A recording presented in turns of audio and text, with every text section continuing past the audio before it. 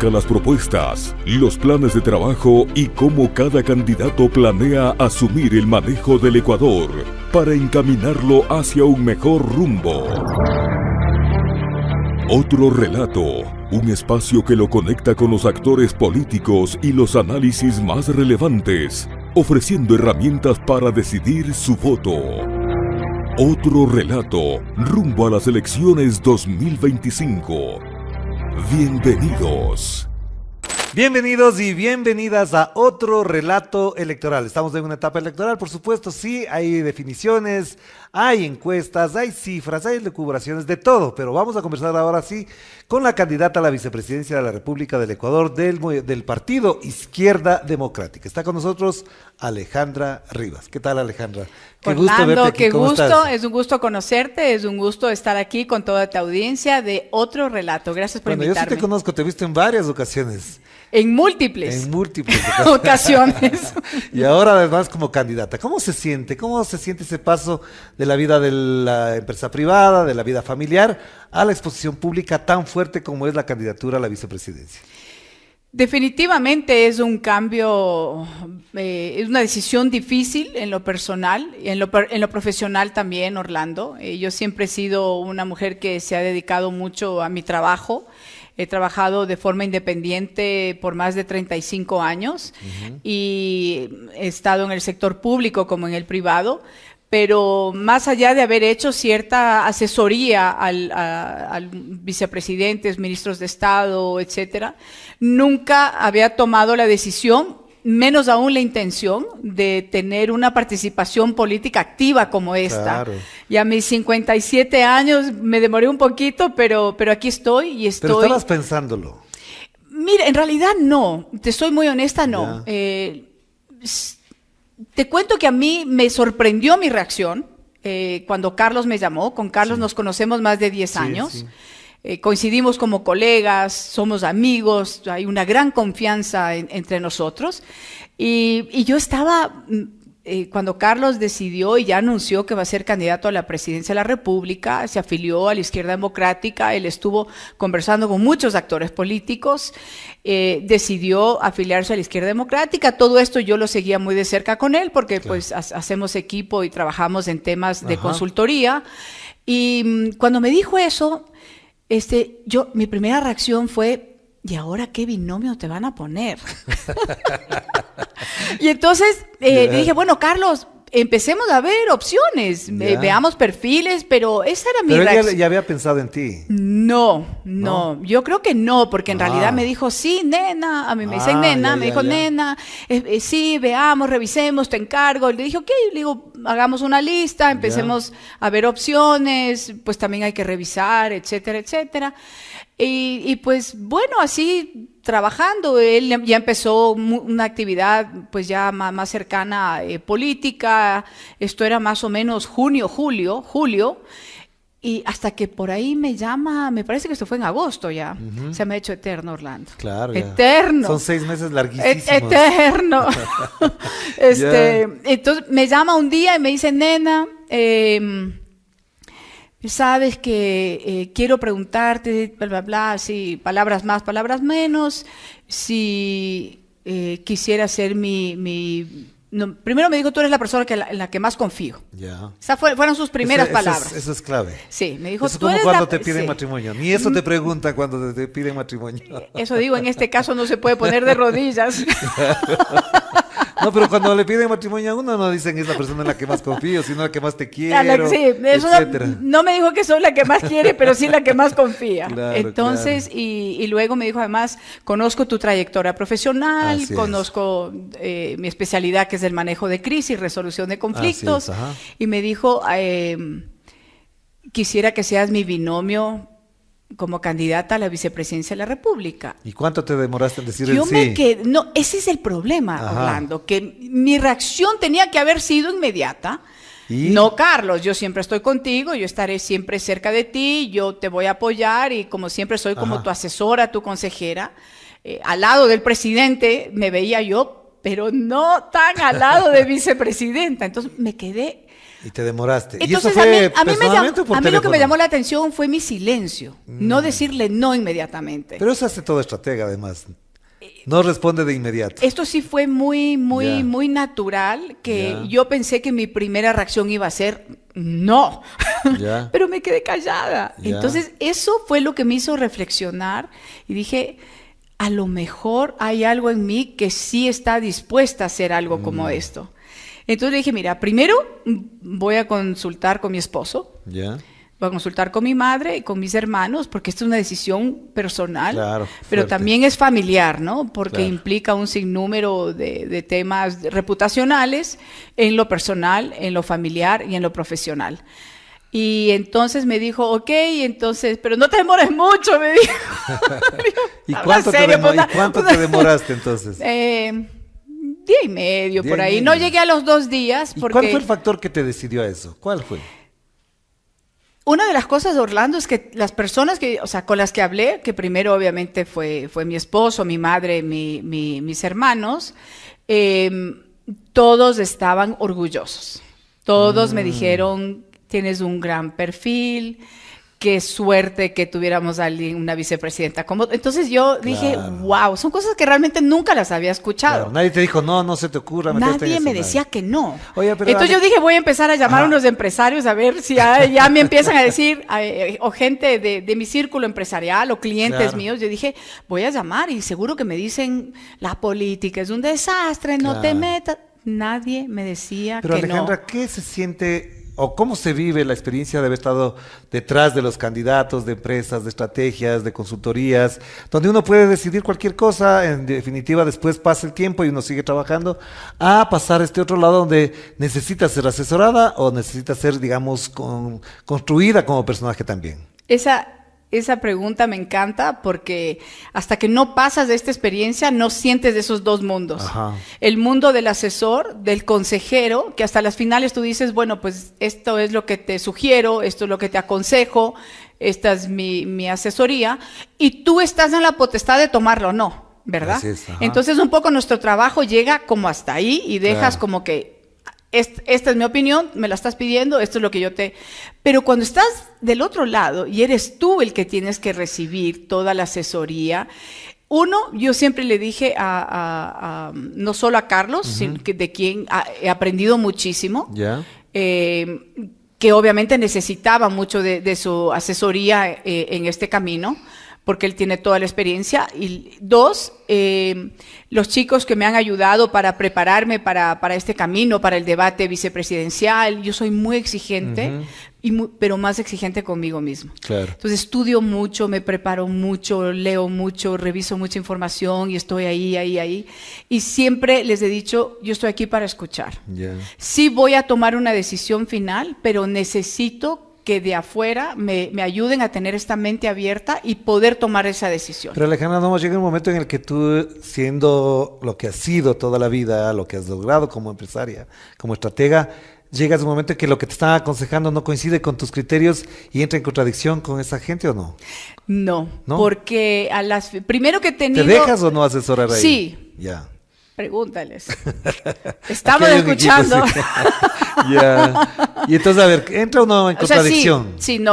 dejo, a mí me gusta mucho escuchar, Ya. creo que tener una mente abierta es fundamental y hoy más que nunca en este país tan polarizado, Ya. tan segmentado, tan desunido y tan radical también, ¿no? Ya. En sus pensamientos. Y yo siempre soy una persona que me gusta mucho escuchar, me gusta aprender, me gusta informarme, evaluar, analizar. No soy una persona que reacciono en caliente, nunca. Más bien me tomo mi tiempo, respiro, analizo, medito. Y en este caso me encanta tener gente joven, su perspectiva y claro, te ayudan y te aportan y he aprendido un montón. Orlando, yo pienso, y esta es una reflexión que he hecho en estos meses, si todos los ecuatorianos podemos hacer el ejercicio que yo he hecho en estos meses de entrar desde hacer el plan de gobierno, Ajá. a estudiar la realidad, las cifras, actualizar la información. El plan de gobierno es todo el país. Claro. Claro. todas las actividades, todos los escenarios, todos los sectores, todas las industrias. O sea, tú no es que Si haces un plan... hiciéramos eso los ecuatorianos, ¿qué pasaría? Si todos hiciéramos ese ejercicio una sola Ajá. vez en la vida, o especialmente ahora que el país vive una multicrisis, creo que entenderíamos y reflexionaríamos más de la necesidad de dar este paso, Ya. de dejar el confort, de dejar el interés, de dejar el egoísmo por un lado y dar un paso adelante por el país. Claro. Pero Porque la vamos a realidad hablar de eso, es pero muy dura. Ya, es pero muy vamos, dura. vamos a hablar de eso, pero antes tengo unas 2 preguntas antes de entrar en los temas ya más formales, digamos. ¿Quién te preparó para el debate vicepresidencial? ¿Fue Carlos? ¿Cómo te sentiste en el debate? ¿Crees que funcionó desde lo que planificaste hasta lo que ejecutaste? ¿Cómo evalúas tu participación ahí?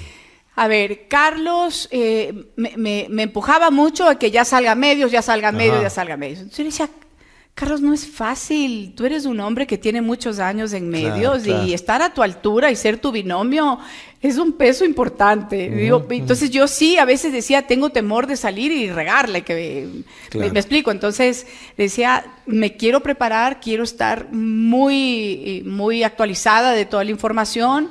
Le dije, dame tiempo, dame un poco de espacio. Entonces yo empecé a prepararme por mi lado. Terminé el plan de gobierno con él, no con la inteligencia artificial, No, como hacen hay algunitos. hoy en día algunos. Ajá. Hicimos con un equipo de Ya. profesionales y expertos en los cuales nos sentamos y nos reunimos. Ya. Y trabajamos con ellos y tomé tanta información y tomé mucha nota y con eso hicimos el plan de gobierno y todos estos especialistas, mujeres y hombres, serán parte de un gabinete. En ese momento no vamos a llegar a buscar a quién poner Ya. en cada sector. Ya vamos a hablar de eso, pero no me quieres, preguntar. otra vez regreso. Y Carlos sí fue muy importante porque yo veía mucho sus entrevistas. Es que él entrena muy bien, él es un buen coaching en este tipo muy de cosas. bueno, sí. muy bueno. Yo he Además, estado en 2 o él 3 hace cosas con media él. training también, hace También. entrenamiento de medios. Yo también lo hago. Claro, pero digamos como... Pero ahora estaba yo del otro Te lado. tocaba a ti. Claro, ahora me tocaba a mí. Ya. Y aparte, pues tenemos un gran consultor político que es Jorge Luis Ramos, está Diana López, que trabaja conmigo en mi firma, Ya. que ahora está haciendo doble papel, está conmigo, yo estoy en licencia profesional, como debe ser, Claro. y entonces Diana me está apoyando. Tengo a Michelle Revelo, que estuvo conmigo un poco antes del debate, más en temas de comunicación. Ajá. Bernardo también que nos preparó con todos los temas de información, porque hay que levantar mucha Claro, información. claro, Tienes claro, que sí es. procesar información, sacar líneas.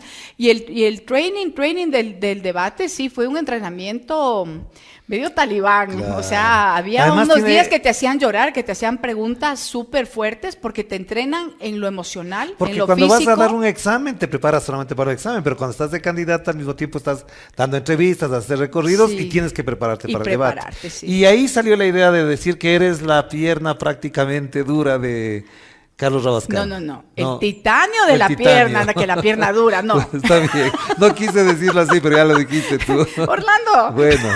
eso suena ¿De otra cosa. ¿De dónde salió eso del titanio de la pierna de Son Rabascal? simbologías y la verdad es que se nos ocurrió así como preparando el video del debate vicepresidencial. Eran 30 segundos. Sí. 16 binomios, de los cuales fuimos 14. Sí, dos no fueron. dos no acudieron. Entonces, bueno, o dices algo Ya, pero disruptivo. viendo en retrospectiva, ¿funcionó, no funcionó? Claro, o sea, me sacó a la conversación, para bien o para mal. Y salieron los memes. Pero Zoom, ¿sabes que no he visto ninguno? Yo he visto varios Sí, para ya. esta entrevista. Después me enseñas. No he visto ninguno. Yo en eso No. soy muy disciplinada también. No me gusta ponerme a leer Ya. porque la verdad es que no sacas nada. O sea, me gusta seguir adelante y seguirme Pero preparando. para ti funcionó eso. Es decir, creo que de alguna forma alguien dijo, ¿y esta quién es? Entonces, entre ese montón, Claro. por lo menos alguien dijo, a ver, ¿qué ¿Quién dijo? es? Pero Ya. es una simbología, Sí, Orlando, sí, y es sí, una sí. simbología de realmente ser ese titanio de un hombre con mucha capacidad, muy preparado, de un hombre muy sensible ante lo social, ante lo humano, de un hombre que nació sin una pierna. Claro. Y que la mayoría de su niñez y su infancia creció sin una pierna, viéndose solo un zapato. Lo hemos entrevistado y hemos hablado, hasta Claro, casi entonces, ha llorado en este programa. Sí, lo entiendo o sea, perfectamente, Carlos ha sí. tenido, pero más allá de eso, es un hombre que no va a dejar de luchar, Ya. no va a dejar de ver hacia adelante. Entonces, por mi lado, somos un binomio, primero cercano, de mucha confianza, de años de hacer un equipo en lo profesional, de mucho cariño su familia y la mía.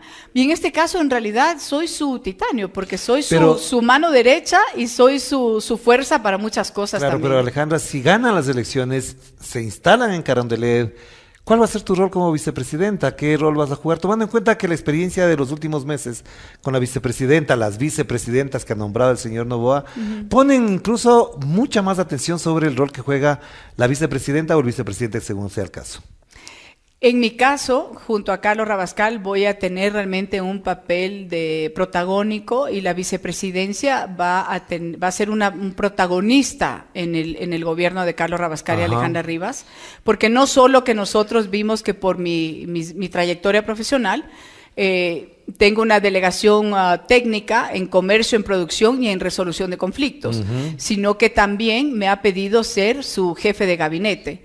Por lo tanto, ahí está parte del titanio, en articular y coordinar a todos los ministros y ministerios en procura de agilidad, de eficiencia. ¿Qué es lo que hacía Luisa González en el gabinete de Rafael Correa? Honestamente no conozco cuáles eran sus responsabilidades. En mi caso es articular todo el sector productivo, nuestro comercio exterior, la resolución de conflictos, el manejo de crisis junto a Carlos Rabascal como presidente y adicional coordinar al gabinete, al despacho ministerial, es decir, todos los ministros para estar dando el seguimiento de la gestión pública, ¿no? Antes que se me olvide, tú no eres afiliada a la Izquierda Democrática. No. Ni a ningún partido político. A ninguno. ¿En algún momento tuviste alguna inclinación, cercanía con algún partido político o no? No, tuve hace algunos años, alguna gente me llamaba y me decía que tenía un buen perfil, asambleísta, esto y lo otro, y yo siempre decliné, siempre quise estar en el lado externo. Yo sí fui una gran seguidora y admiradora de Rodrigo Borja, de la Izquierda Democrática, de los programas de alfabetización, de los cuales fui parte en el colegio. Existe. Esa Izquierda Democrática como que desapareció. Hay gente ya muy valiosa, Orlando, en la Izquierda Democrática. Yo he conocido a una gente espectacular, especialmente, mira, tenemos unos candidatos número uno, Cata en Azuay, en Manabí, en Cotopaxi, en Esmeraldas, en Guayas. He tenido la fortuna de conocer a grandes profesionales. Hay muchos jóvenes hoy en día de candidatos de la Izquierda Democrática. Esas son las cosas buenas y positivas. Como todo partido, tiene sus acuerdos y sus desacuerdos, todos los partidos lo tienen, todos tienen problemas, unos entran, otros salen, etcétera. Yo soy una candidata invitada, estoy junto a Carlos Rabascal, pero me siento muy motivada y he sentido un gran apoyo de una buena parte de candidatos, sobre todo en esta contienda en Pichincha, Marlon. No, te hacía esta pregunta porque para hacer esta entrevista he consultado con los viejos militantes. Me dicen que uno de los factores que les molesta a algunos de ellos es que no exista un militante de candidato. Es decir, ni Carlos era militante, ni Alejandra era militante en el momento de la inscripción de las candidaturas. ¿Hasta dónde esto puede perturbar o perjudicar la campaña? A mí me parece que eso es parte de la democracia. Ellos están en su derecho de no estar de acuerdo y creo que son temas que lo tienen que llevar a la interna del partido. Pero con lo que no estoy de acuerdo es en tratar de perjudicar su propia imagen como partido o la imagen de terceros, que en este caso, o en el mío, que es mi primera participación política activa, estoy dejando absolutamente todo a un lado por dar mi servicio y mi experiencia a mi país. Entonces, en ese sentido, sí hay que tener un poquito de empatía y de reflexión, de no querer hacer daño porque sí, porque a las finales se hacen daño a ellos mismos y al partido al cual dicen querer tanto. ¿Y ustedes dos, Carlos, como tú, han hablado con Rodrigo Borja? ¿Han tenido acercamientos con él o no? Yo lo conocí hace muchos años, muy cercano a mi familia, es decir, trabajé con su hijo, coincidimos en una empresa, pero yo no soy una persona que estoy buscando, en realidad no era algo con lo cual estaba esperando hacerlo, además que conozco que pues obviamente está en una situación de edad, ya retirado en su casa, que realmente nadie lo molesta. Pero siempre una palabra de él es muy buena. Pero él no tiene ningún tipo de relacionamiento ni actividad como partido y creo que uno tiene que respetar eso y más bien yo sí rechazaría lo contrario, ¿me explico? Porque me parece es querer tomar ventaja de la imagen de alguien cuando tú lo que necesitas es que la gente te conozca a ti y vote por ti y sepa quién eres, qué profesión tienes, qué experiencia tienes y qué puedes hacer por el país. Pero entonces no entrar en la sombra de... Quiero hacer un ejercicio solamente de reflexión contigo y es, Alejandra Rivas, la estratega, ¿cómo ve la diferencia entre el debate presidencial y el vicepresidencial? Te digo por dos consideraciones que son puntuales. ¿Puedo tomar Obviamente, claro que sí. ¿Un poquito? Sí.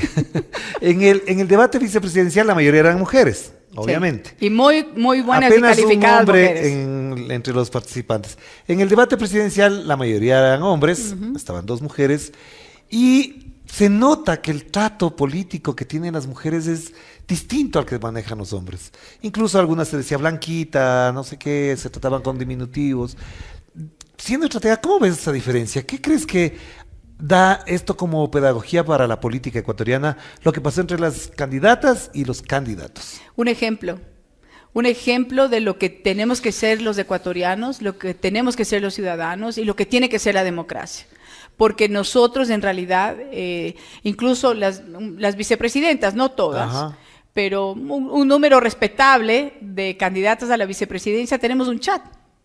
Y desde el inicio, y eso no ves en los candidatos ¿Podemos a la ver el presidencia. chat? No, no. Pasen el celular de Alejandra para ver esos chats. A Yo ver. siempre ando con el teléfono lejos porque si no, no podría. Ya. No, eso no ves en los candidatos a la presidencia. No creo Ellos que haya un tienen, chat. ni van a tener. Porque si estaría en ese chat Daniel Noboa sería otra cosa.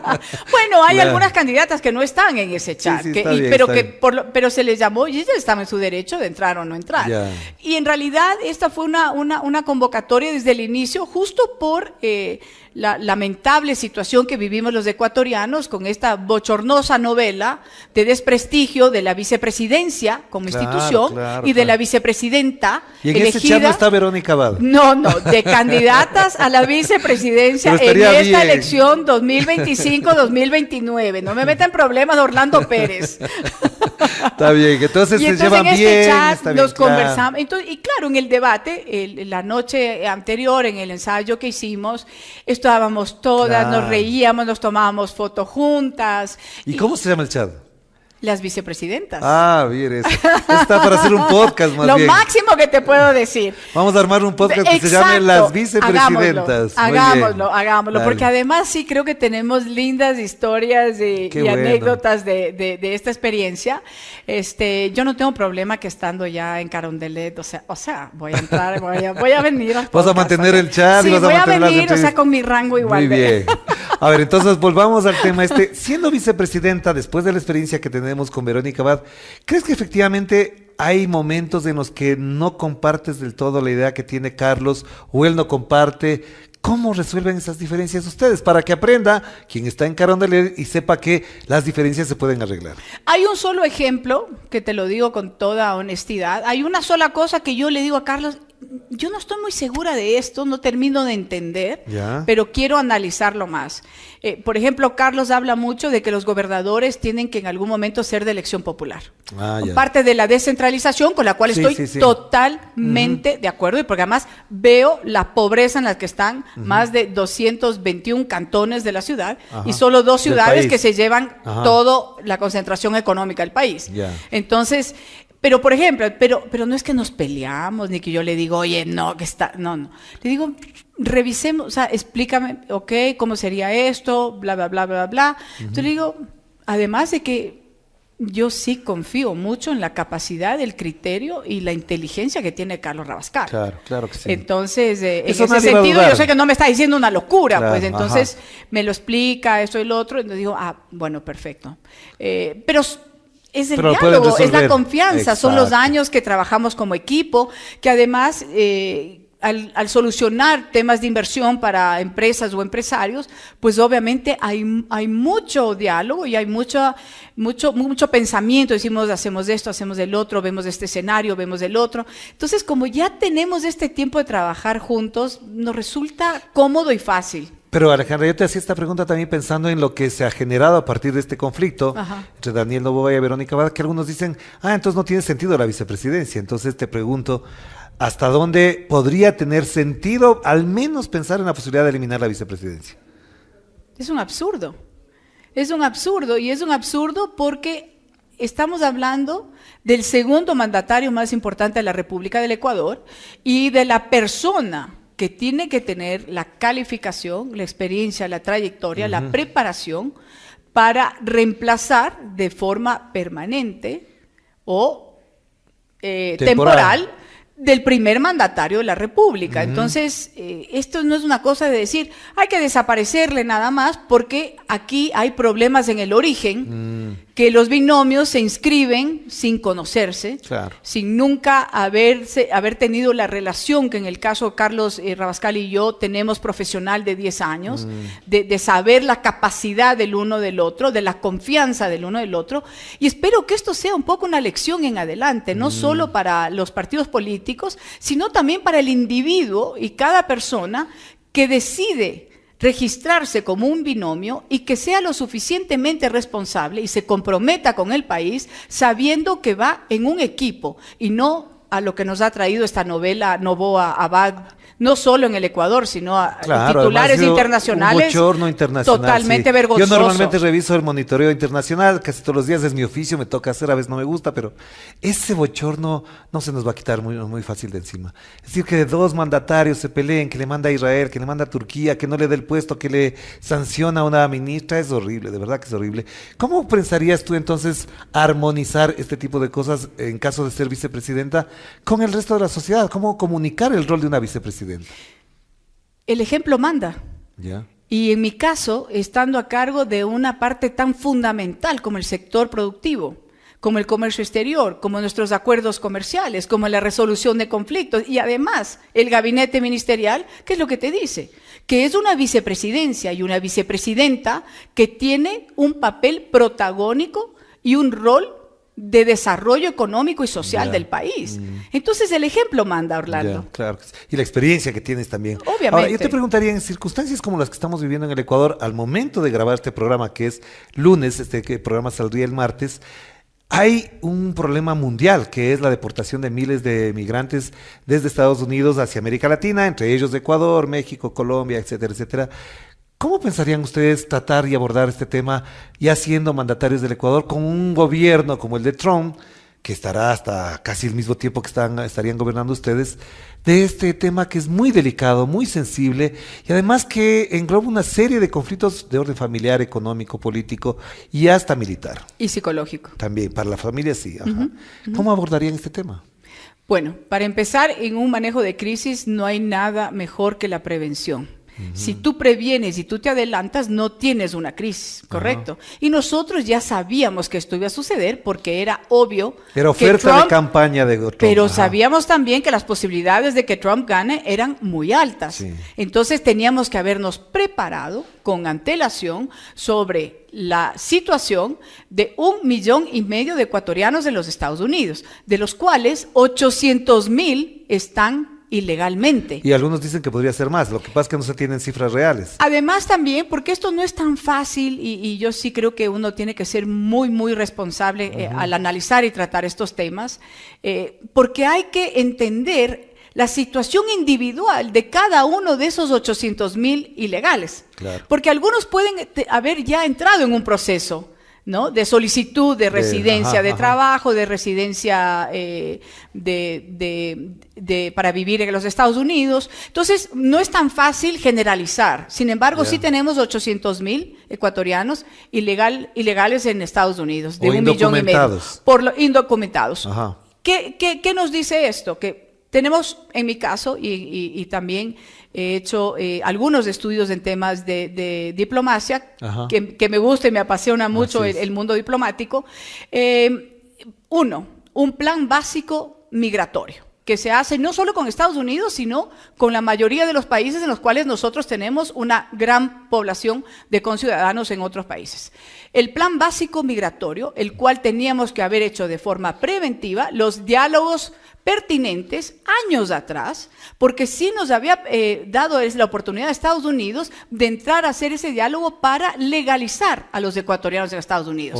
Y ahí hemos fallado. La situación. Y ahí hemos fallado. Y ahora estamos hablando de 800,000. Entonces, por un lado, ahí el tema preventivo hemos fallado. Pero hablemos del momento, no de lo que ha ¿Qué le dirían pasado. ustedes a Trump este rato? Porque el gobierno el gobierno actual no le dice casi nada. Pero si tenemos, en mi opinión, y yo también creo que uno siempre tiene que hablar las cosas positivas de lo que suma en el país.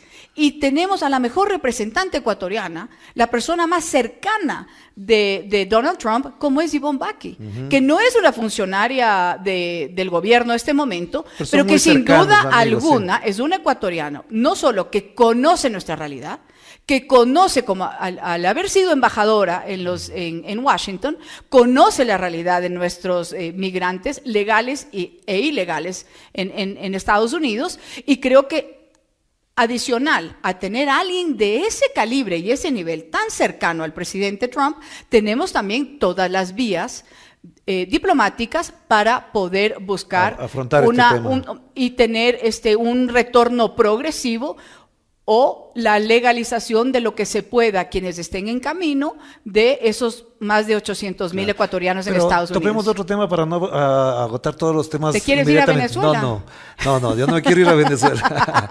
Yo no me quiero ir a esos temas. Al tema de Venezuela. Bueno, para hacer otras cosas es importante también tocar ciertos temas que son muy sensibles en el Ecuador.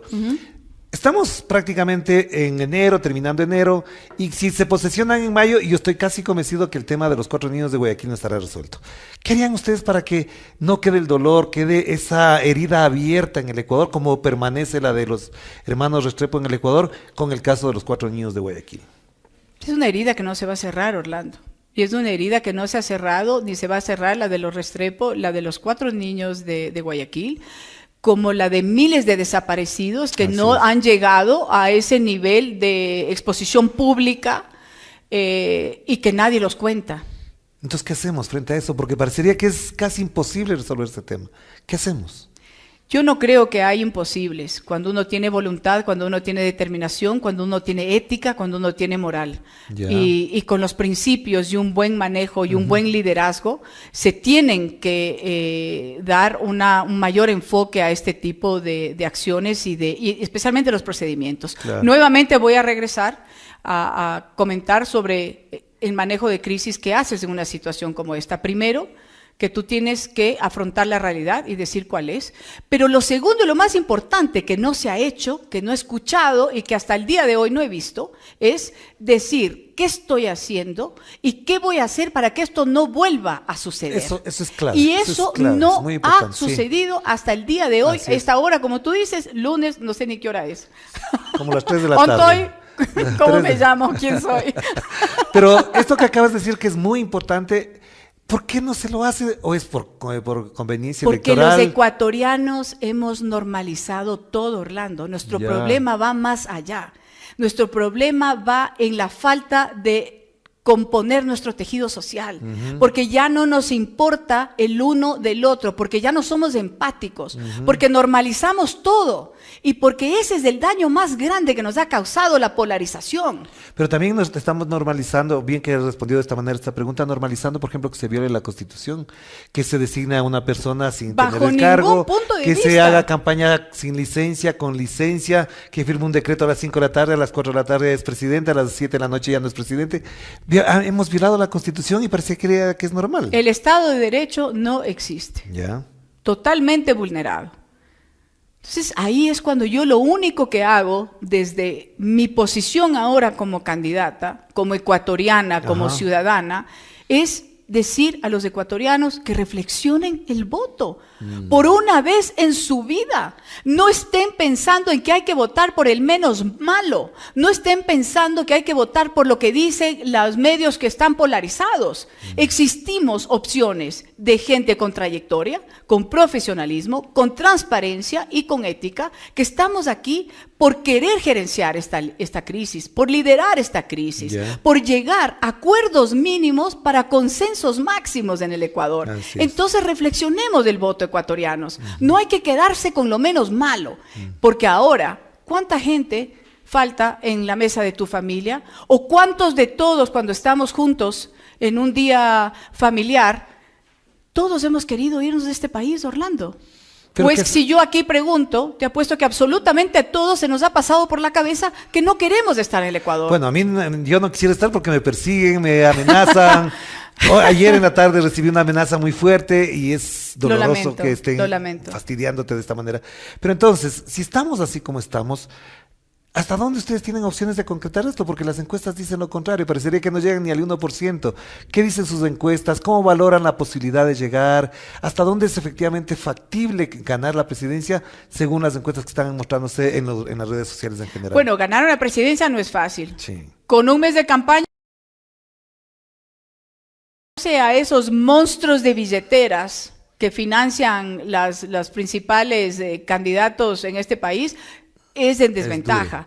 Adicional, somos 16 binomios, ¿no? Entonces, la dispersión y la cantidad de información y la cantidad de demagogia que hay también, entonces no te permite con facilidad llegar a donde quieres llegar.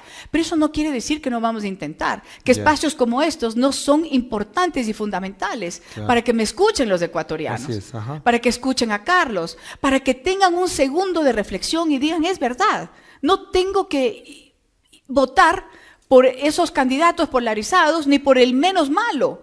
Entonces sí existe un nicho de indecisos y a ese nicho de indecisos vamos a llegar hasta el último día que nos permita la ley. Es decir, ustedes están planteando ser la tercera vía a esa polarización.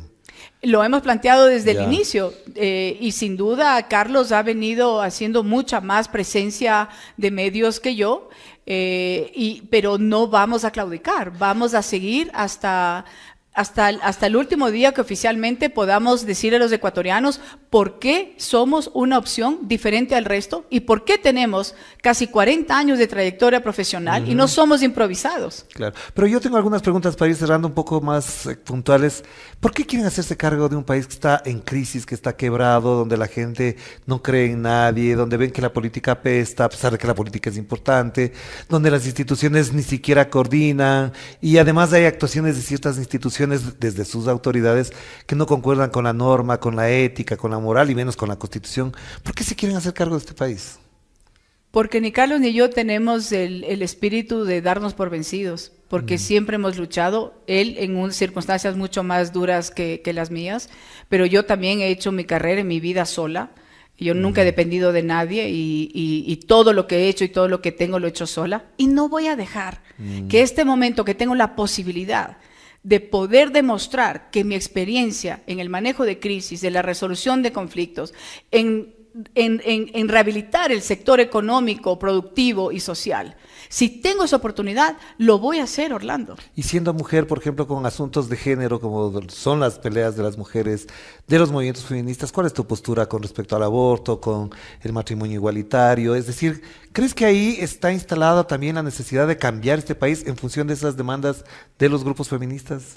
El país tiene que ser un país de diálogo, tiene que ser un país de consensos, pero para eso necesitamos promover ese diálogo con los actores de la academia, científicos, psicológicos, de la sociedad, del activismo.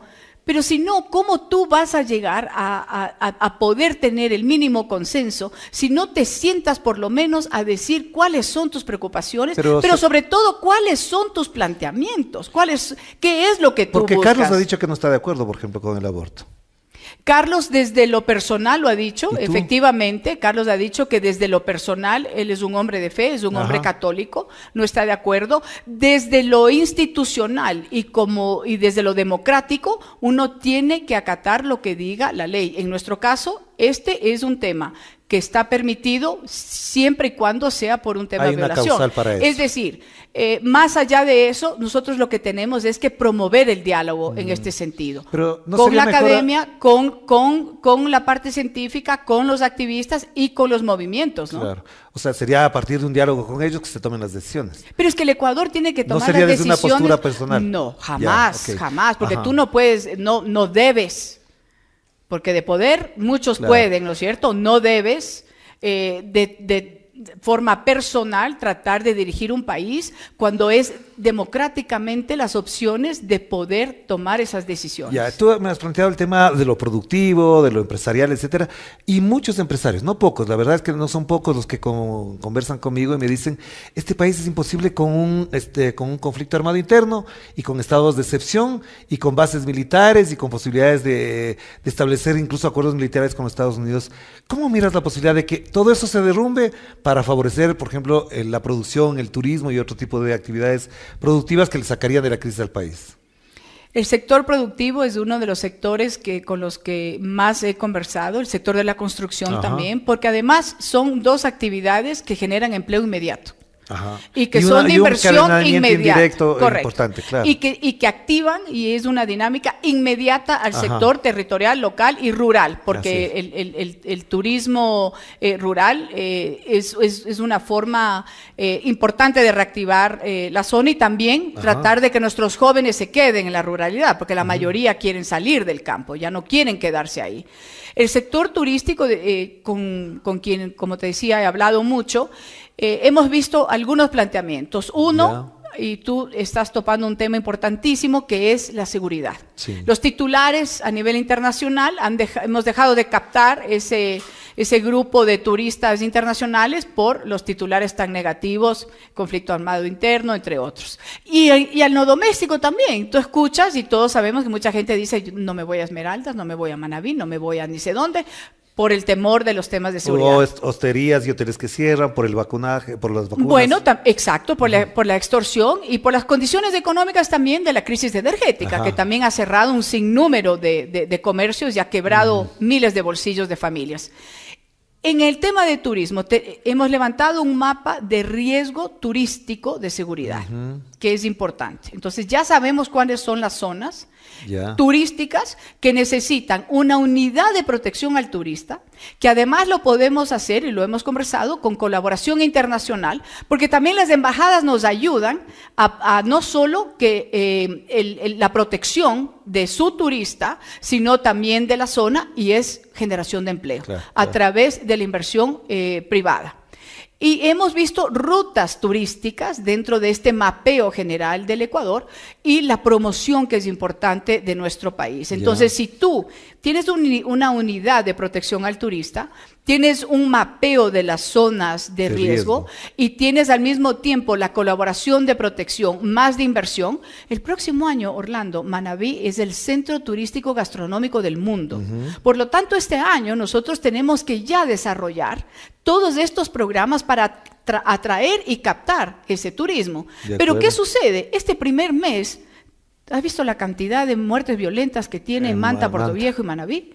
El Ecuador tiene cerca de 600 a esta fecha de enero.